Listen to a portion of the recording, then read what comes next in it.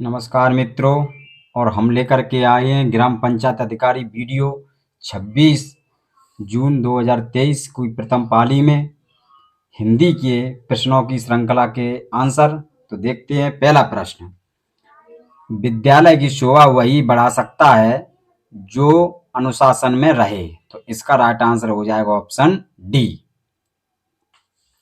Next प्रश्न देखेंगे। श्रुत सम भिन्नार्थक शब्द युग्म लक्ष्य और लक्ष्य की उचित अर्थ है। तो बताएंगे ऑप्शन ए होगा, बी होगा, सी होगा या फिर डी होगा। तो इसका राइट आंसर हो जाएगा ऑप्शन ए, यानी उद्देश्य और लाख, या लाख का मतलब होता है गिनती और उद्देश्य का मतलब आप इस तरह से पहचान सकते हैं, यानी लक्ष्य का मतलब उद्देश्य और लक्ष्य का मतलब लाख। नेक्स्ट प्रश्न देखें, क्वेश्चन नंबर 3। किस विकल्प में शब्द युग्म का अर्थ भेद सही नहीं है। बताएंगे, नहीं करके पूछा जा रहा है, यानी ऑप्शन ए होगा, बी होगा, सी होगा या फिर डी होगा, यानी अविराम और अविराम।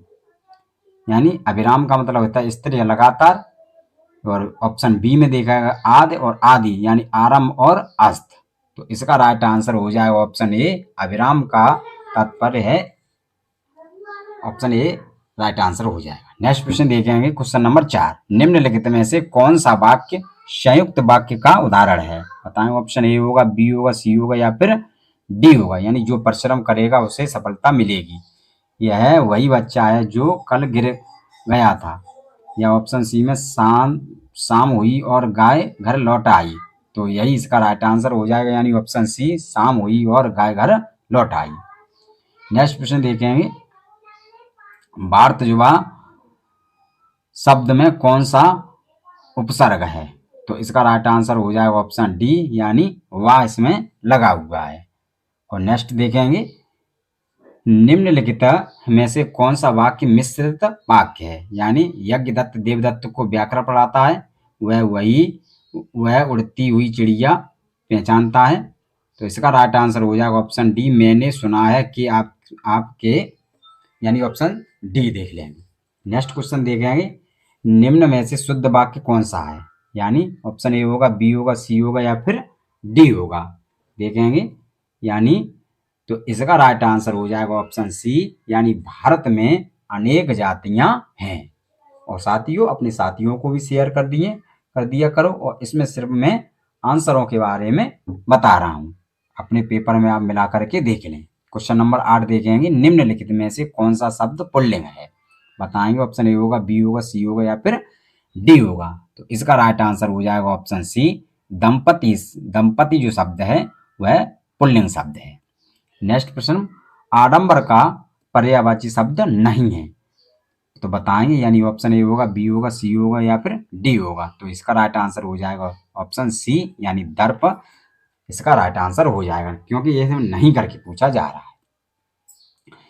इसमें देखेंगे साथियों, अनुच्छेद का ध्यान से पढ़ करके आप पूछे गए प्रश्नों के उत्तर दीजिए। तो आप लोग अपने इसमें अपनी जो प्रश्न पुस्तक है उसमें मिला करके देख लेंगे। मैं इसमें सिर्फ राइट आंसर बताऊंगा। यहाँ देखेंगे क्वेश्चन नंबर 10 में, यानी बड़े बांधों का निर्माण करना अधिक जटिल क्यों होता है। तो इसका राइट आंसर हो जाएगा ऑप्शन डी, यानी अत्यधिक शक्ति, समय तथा धन खर्च होने के कारण। यानी इसका राइट आंसर होगा डी।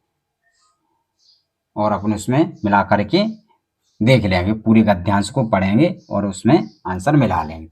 नेक्स्ट प्रश्न देखेंगे, जल की मांग क्यों बढ़ती जा रही है। बताएंगे, ऑप्शन ए होगा, बी होगा, सी होगा या फिर डी होगा। यानी औद्योगिक में वृद्धि, वर्षों से बढ़ती जनसंख्या तथा कृषि में विस्तार होने से, या वर्षों में बढ़ती जनसंख्या, तापमान में वृद्धि तथा वनों में वृद्धि के कारण, या फिर कृषि में ह्रास, औद्योगिकरण में वृद्धि तथा पर्यावरण में बदलाव के कारण। तो इसका राइट आंसर हो जाएगा ऑप्शन ए, यानी उद्योग में वृद्धि। नेक्स्ट प्रश्न देखें, क्वेश्चन नंबर 12 का आंसर हो जाएगा, यानी जल संचयन वह है जिसमें ... यानी सही कथन वाक्य में पूरा करें। यानी वर्षा जल को मुख्यतः भवनों की छतों पर इकट्ठा करके भूमि में संरक्षित करके आगे काम में लिया जा सकता है। तो यही इसका राइट आंसर हो जाएगा, यानी ऑप्शन ए राइट आंसर हो जाएगा।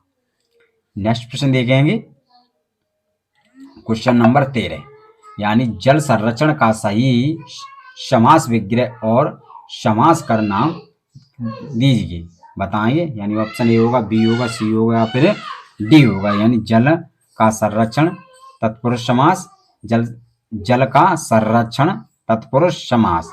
तो जल का संरक्षण और किसी में इस तरह का प्रयोग नहीं हो रहा है, तो इसमें ऑप्शन ए में सही इसका राइट आंसर हो जाएगा। नेक्स्ट क्वेश्चन देखेंगे, बांध का निर्माण डॉट डॉट किया जा सकता है, बताएंगे। यानी चट्टान, लकड़ी अथवा मिट्टी से ही, या केवल लकड़ी अथवा मिट्टी से, या फिर कंक्रीट, चट्टान, लकड़ी अथवा मिट्टी से भी। तो सी इसका राइट आंसर हो जाएगा, क्योंकि बांध का निर्माण कंक्रीट, चट्टान, लकड़ी अथवा मिट्टी से भी किया जा सकता है। नेक्स्ट क्वेश्चन देखें क्वेश्चन नंबर 15, यानी कंठ से उत्पन्न होने वाले वर्ण हैं।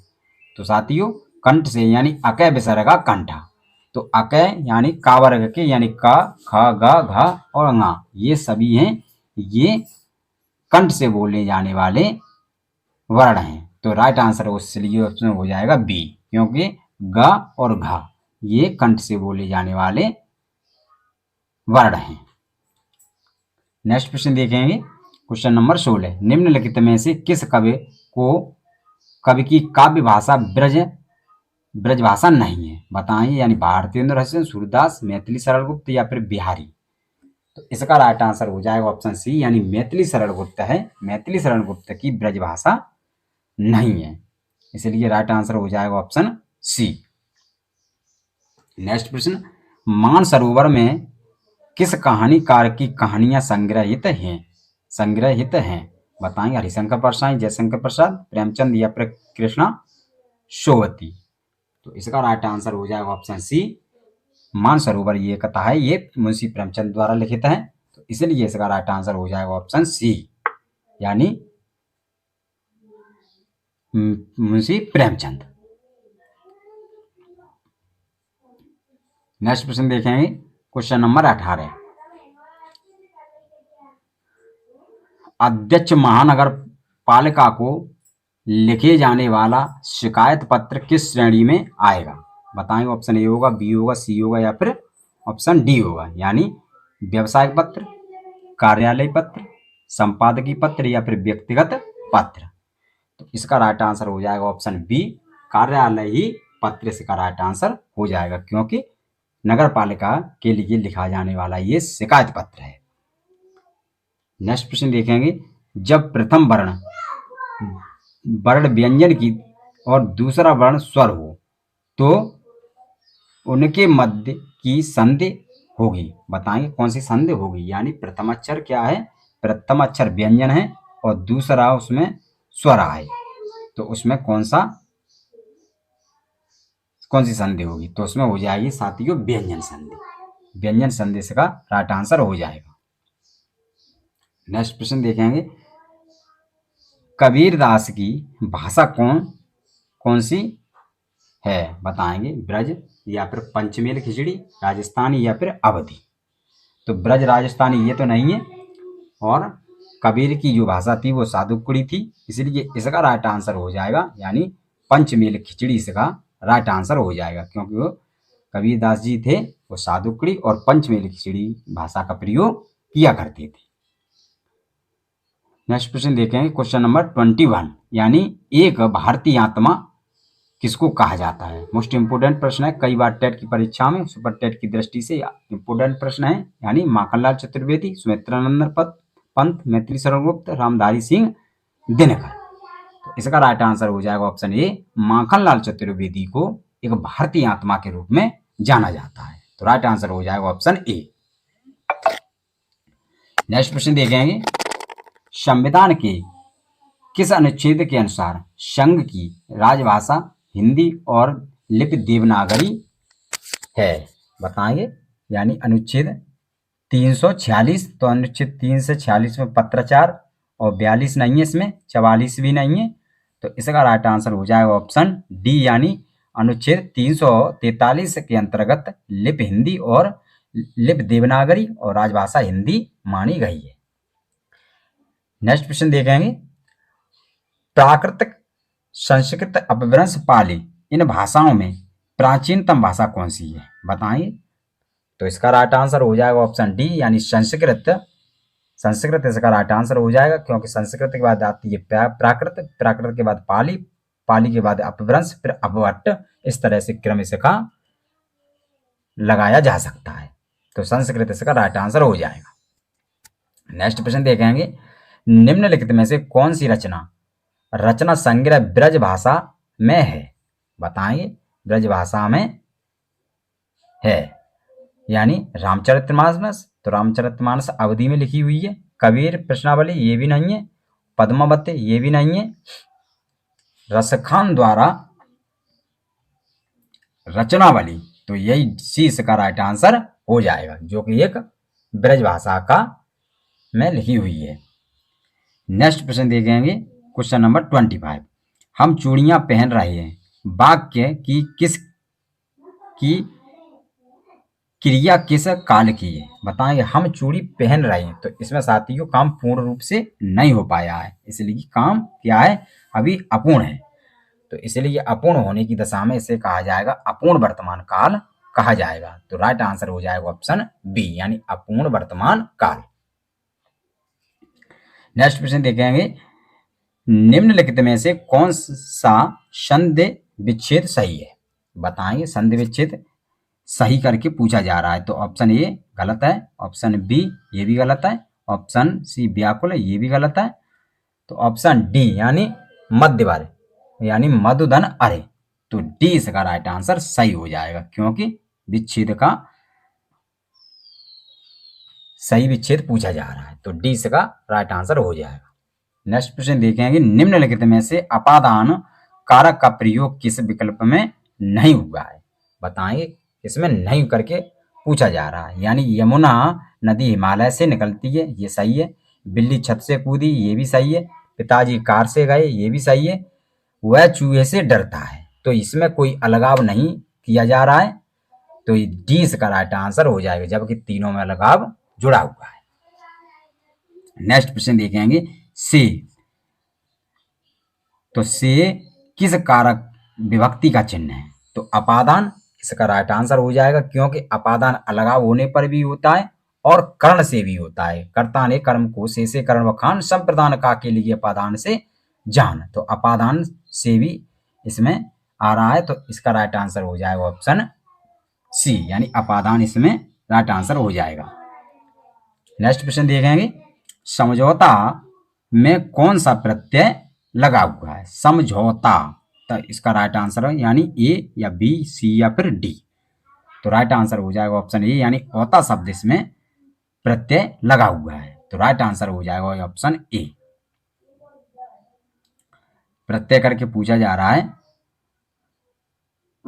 तो राइट आंसर हो जाएगा ऑप्शन ए। नेक्स्ट प्रश्न देखेंगे, निम्नलिखित में से विष्टि शब्द का विलोम शब्द क्या होगा? यानी वृष्टि, समष्टि और अच या फिर दृष्टि। तो दृष्टि का मतलब नहीं होगा, अच का आंख होता है, विष्टि का भी नहीं होगा। समष्टि यानी विष्टि का होता है समष्टि, विष्टि का विलोम समष्टि। विष्टि का मतलब होता है हानि पहुंचाना, समष्टि का मतलब होता है किसी चीज का दोबारा निर्माण। तो राइट आंसर हो जाएगा ऑप्शन बी। नेक्स्ट प्रश्न देखेंगे, निम्नलिखित में से कौन सा समास का प्रकार सही नहीं है? बताएंगे। समास का प्रकार सही नहीं करके पूछा जा रहा है, यानी पंचवटी यानी द्विगु समास, बिल्कुल राइट है। विद्या भंडार तत्पुरुष समास यानी विद्या के भंडार, तत्पुरुष सही है। पर्णकुटी यानी पर्णकुटी द्वंद्व, तो इसमें सी इसका गलत है, क्योंकि पत्तों की कुटी, लेकिन द्वंद्व नहीं होना चाहिए, यहाँ पर क्या होना चाहिए, तत्पुरुष होना चाहिए। नेक्स्ट प्रश्न देखेंगे, कर्ण को हो यदि यद्यप रहेगी साथियों, तो इसको पढ़ेंगे लाइन पंक्तियों को, और पढ़न करके इन पंक्तियों का में आप रसों के बारे में देखेंगे कि इसमें कौन सा रस निकल रहा है। तो साथियों यानी भयानक रस, वीर रस या फिर रुद्र रस या फिर शांत रस। तो पंक्तियों को पढ़ेंगे तो देखेंगे पंक्ति उसमें शांत रस था साथियों, और इसमें देखेंगे निम्नलिखित में से श्रृंगार रस का उदाहरण कौन सा है, बताएंगे। यानी इन पंक्तियों को पढ़ेंगे और पंक्तियों में देखेंगे कि श्रृंगार रस, तो ए पंक्ति में श्रृंगार रस नहीं है और बी पंक्ति में भी श्रृंगार रस नहीं है। यानी उद्वेलित कर अश्रुत हृदय की चिताएं धधकार फैल रही हैं, तो इस तरह से इसमें नहीं है। सी में भी नहीं दिख रहा है, आप पढ़ते जाएंगे। यानी पानी केरा बुदबुदा श्रृंगार रस पूछा जा रहा है, तो सी में भी इस तरह का नहीं देख रहे हैं। अब डी में देखेंगे पास ही मिलकर उगी है बीच में अलसी हटीली देश की पतली कमर सी लचीली नील फूले, यानी फूले फूल की सर पर चढ़ाकर, तो डी से का राइट आंसर हो जाएगा क्योंकि इसमें श्रृंगार का वर्णन हो रहा है। नेक्स्ट प्रश्न देखेंगे निम्नलिखित में से कौन सा अर्थालंकार का एक प्रकार है, बताएंगे। अर्थालंकार यानी अर्थालंकार किसमें है, यानी यमक अलंकार, रूपक अलंकार, वक्तव्य या फिर श्लेष अलंकार। तो साथियों इसका राइट आंसर हो जाएगा ऑप्शन बी, यानी रूपक अलंकार इसका राइट आंसर हो जाएगा, जो कि अर्थालंकार का भाग कहलाता है। नेक्स्ट प्रश्न देखेंगे क्वेश्चन नंबर 35वां। निम्नलिखित में से मौन और संपन्न शब्दों के क्रमशः सही विलोम शब्द का चयन कीजिए, यानी भाषण निष्पन्न, मूक विपन्न, मुखर विपन्न या फिर मौखिक आसन्न। तो साथियों मौन का मतलब होता है यानी मुखर, यानी बिल्कुल न बोलने वाला, बिल्कुल न बोले, यानी मौन हो चुका है, तो सी इसका राइट आंसर हो जाएगा। और संपन्न का होता है विपन्न।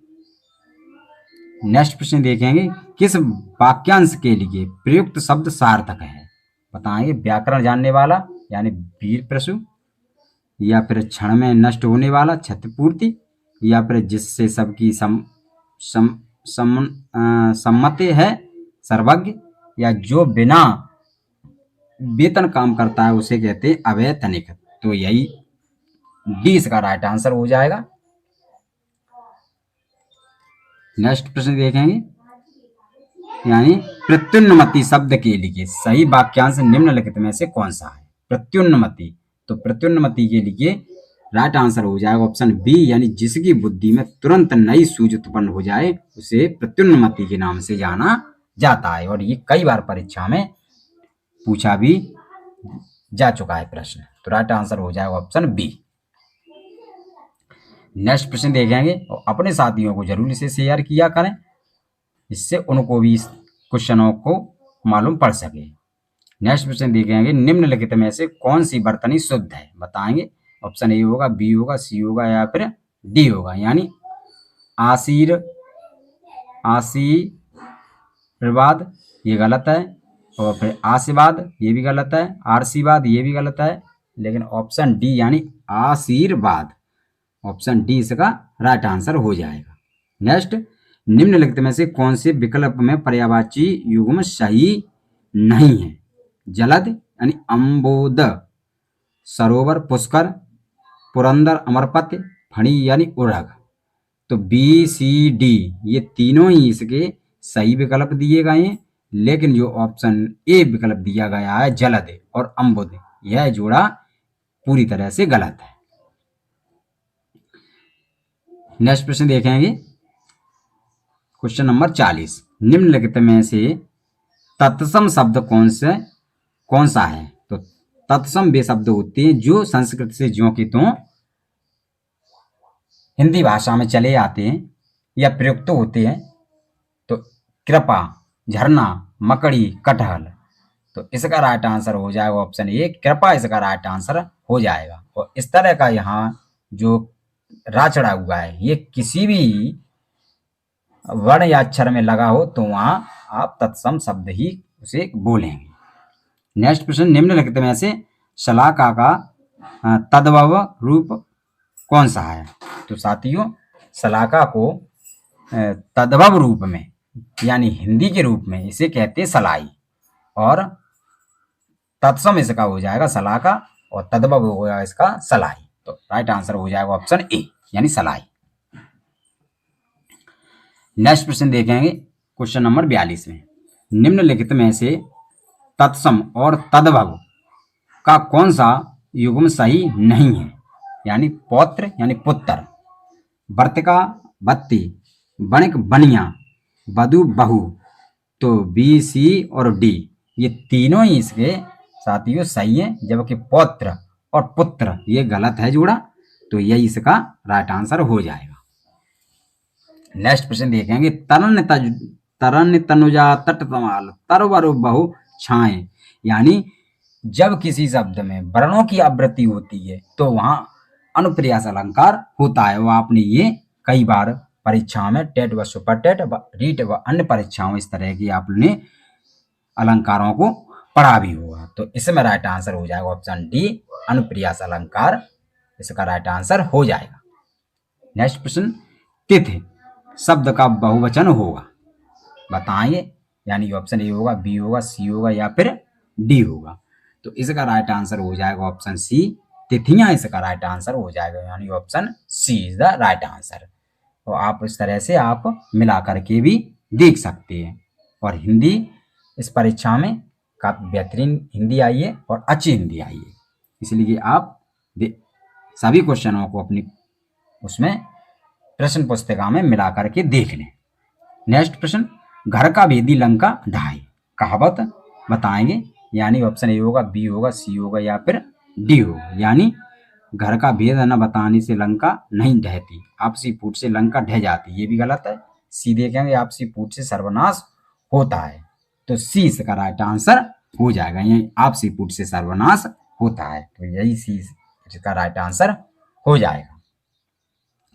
नेक्स्ट प्रश्न देखेंगे, यानी 46 में ठठेरा का स्त्रीलिंग निम्नलिखित में से क्या होगा? यानी ठठेरिन, ठठेरी, ठठेरिनी या फिर ठटारी, ठटारी। तो इसका राइट आंसर हो जाएगा ऑप्शन ए, ठठेरिन इसका राइट आंसर हो जाएगा, जो ठठेरा का ठठेरिन। तो a is the right answer. Next प्रश्न देखेंगे, क्वेश्चन नंबर 47 में आंखों का तारा मुहावरे का क्या अर्थ है? बहुत ही अच्छा प्रश्न है और इस तरह से परीक्षा में कई बार पूछा भी गया प्रश्न है। तो इसका राइट आंसर हो जाएगा ऑप्शन डी, यानी अति प्रिय। अति प्रिय इसका राइट आंसर हो जाएगा, क्योंकि आंखों का तारा यानी किसी भी माता के लिए बेटा अति प्रिय या आंखों का तारा, इस तरह से भी कह सकते हैं। नेक्स्ट, मान न मान मैं तेरा मेहमान, मान न मान मैं तेरा मेहमान, बताएंगे। यानी कहावत कहाँ तक सही है बताएंगे। जबरदस्ती गले पड़ना, तो यही इसका राइट आंसर हो जाएगा, यानी ऑप्शन ए, यानी जबरदस्ती गले पड़ना। नेक्स्ट प्रश्न देखेंगे, निम्नलिखित में से वाक्य के शुद्ध रूप का चयन कीजिए, बताएंगे। ऑप्शन ए होगा, बी होगा, सी होगा या फिर डी होगा। यानी वन में प्रातः काल के समय बहुत ही मन दृश्य होता है, या फिर वन में प्रातः काल का दृश्य बहुत ही सुंदर होता है, तो बी इसका राइट आंसर हो जाएगा। यानी वन में प्रातः काल का दृश्य बहुत ही यानी सुहावना होता है। नेक्स्ट प्रश्न देखेंगे, इस श्रृंखला का लास्ट प्रश्न, और इस तरह से 50 क्वेश्चन देखेंगे। किस विकल्प में सभी शब्द तद्भव हैं? तद्भव करके, तद्भव वे शब्द होते हैं जो संस्कृत के बिगड़े हुए शब्द कहलाते हैं। यानी जैसे ऑप्शन ए होगा, बी होगा, सी होगा या फिर डी होगा। यानी तो डी इसका राइट आंसर हो जाएगा। यानी छकड़ा, काजल और खेत ये सभी शब्द हैं वह तद्भव शब्द हैं। इसी के साथ धन्यवाद साथियों, जय हिंद, जय भारत। और चैनल से जुड़ने के लिए हमारे चैनल को अवश्य सब्सक्राइब करें।